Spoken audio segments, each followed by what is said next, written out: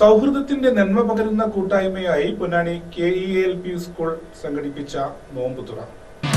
Shopika Weddings, the bridal legacy. Ponnani KELP സ്കൂളിൽ school PTA-യുടെയും അധ്യാപകരുടെ നേതൃത്വത്തിലാണ് നോമ്പുതുറ സംഘടിപ്പിച്ചത്. സ്കൂൾ അങ്കണത്തിൽ നടന്ന പരിപാടി സ്നേഹത്തിന്റെയും സൗഹൃദത്തിന്റെയും മികച്ച ഉദാഹരണമായി. വിദ്യാർത്ഥികളും രക്ഷിതാക്കളും അധ്യാപകരും ഒരുമിച്ചിരുന്ന് നോമ്പു തുറന്നത് സ്കൂൾ അന്തരീക്ഷത്തിൽ വലിയൊരു സൗഹൃദ കൂട്ടായ്മയ്ക്ക് വഴിയൊരുക്കി. രക്ഷിതാക്കളുടെയും നാട്ടുകാരുടെയും വലിയ പങ്കാളിത്തം പരിപാടിക്കുണ്ടായിരുന്നു. വരും വർഷങ്ങളിലും ഇത്തരത്തിൽ മാതൃകാപരമായ പരിപാടികൾ തുടരുമെന്ന് സ്കൂൾ അധികൃതർ അറിയിച്ചു. നമ്മളെ സ്കൂളിലെ ചരിത്രത്തിൽ ആദ്യമായിട്ടാണ് ഇങ്ങനെ ഒരു നോമ്പുതുറ. നമ്മളെ PTA പ്രസിഡന്റ് മുന്നേ പറഞ്ഞ പോലെ നമ്മൾ ഈ റംസാൻ നിലാവ് മറ്റു മൈലാഞ്ചിടൽ എല്ലാ പരിപാടികളും നടക്കലുണ്ട്.